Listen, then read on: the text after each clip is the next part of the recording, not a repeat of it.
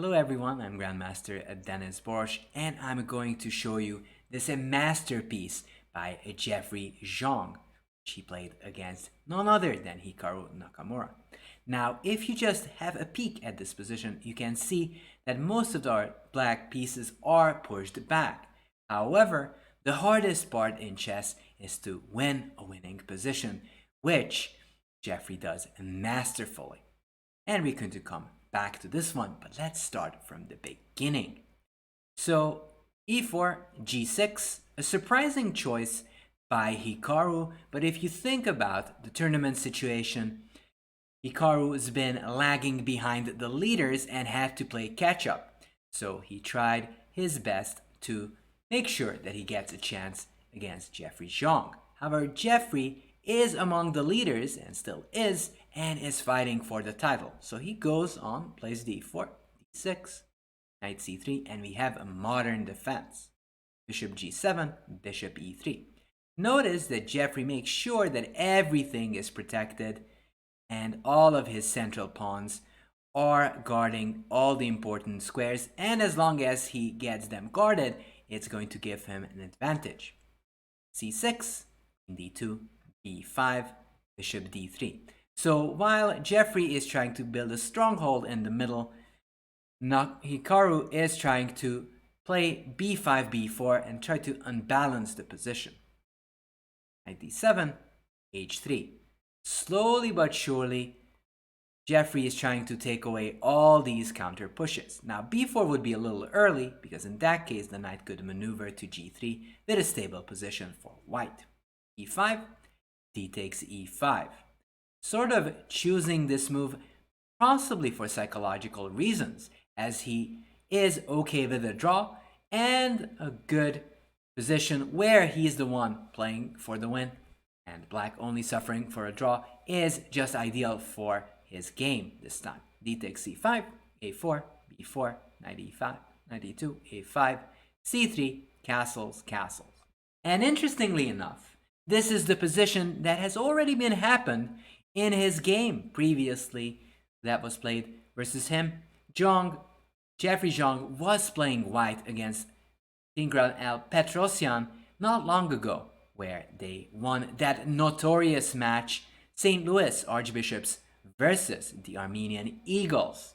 In that game, he took on b4, c takes b4, knight g3, bishop a6, and after back and forth struggle, the game ended in a draw. However, it was black who was trying more for the win and not white.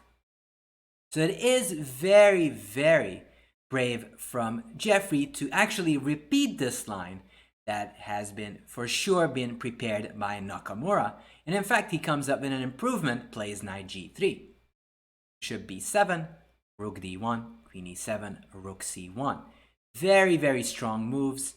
Why are these moves stronger? Well, in this case, Hikaru have to keep guessing when Jeffery is going to take on b4. In the other case, when Jeffery actually took on b4, Petrosian had the thought in mind that in that case he can just take back with cb and play bishop a6, rook f c8, and only now did Jeffery take on b4.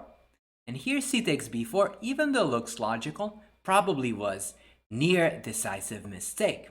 A takes b4 would have been better, and after bishop b5, bishop c6, and after queen d3, white should be a little bit better because there's a target on c5 which can be easily attacked by Jeffery and can even maneuver his knight to c4 or b3 just to hit this weak target on c5.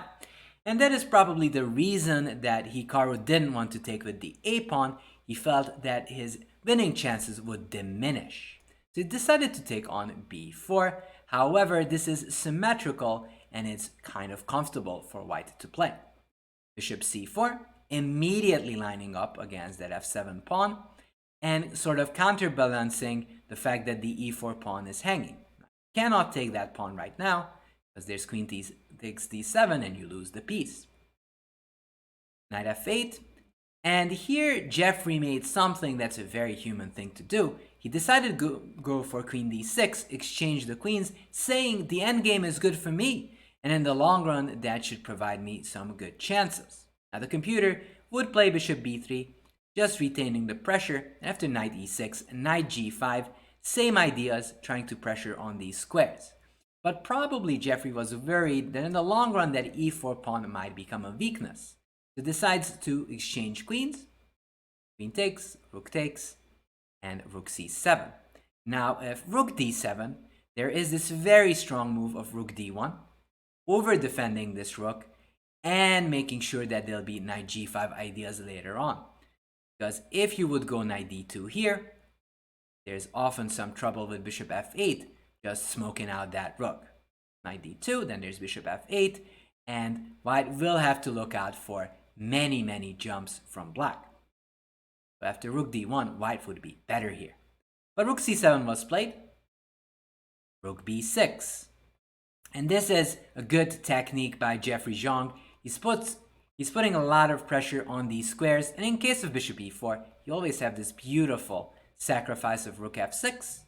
You capture, there's knight e4, and white has two pieces for the rook, which more than compensates for anything. And also if rook f6, bishop f3, there's rook f3, and white is just up a whole piece. So rook e8 is played, just to defend, but even here, there's just too many weaknesses for Nakamura to hold, and let's just watch how Jeffery wins this position. Knight g5, immediately targeting that square.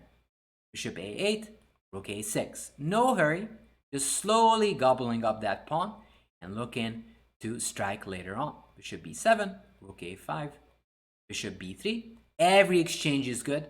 Once you get a dominating position and a passed pawn, it makes sense to exchange pieces. Rook d7, obviously Nakamura tries to avoid that. Rook a6, h6. And here, Jeffery comes up with this beautiful sacrifice, knight takes f7, which actually leads to a dominating position because these rooks are just infinitely better than these guys that are lingering on the 8th rank. Rook f7, takes, rook c7, and all these rooks are swarming in, and they'll be just spelling trouble for black. King g8, rook a7, hitting that bishop, and rook takes f6, clarifying the situation.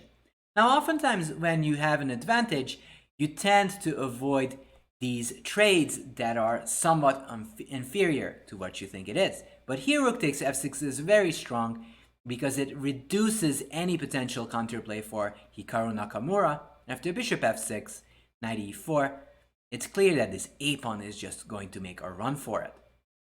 Rook a8, knight e6, and here Nakamura resigned because of knight f6 check, and then there's rook takes e8, knight f6, bishop takes, rook takes e8, and here white is just completely dominating and is up in exchange. Not to mention that a-pawn running. So after knight e6, because of these passed pawns and this tactical threat, Nakamura resigned, and this means that Jeffery Xiong, in a masterpiece, starting the game from the start, from beginning to the finish, never letting go the advantage. And that shows how talented Jeffery Xiong is. He gets the grip once and he never lets it go. So I hope you enjoyed this video, and if you have any thoughts, ideas, or topics you want to discuss, and you just want to celebrate this beautiful game, do post your thoughts down below in the comment section. With that, I'm out and hope you enjoyed this game by Jeffery Xiong.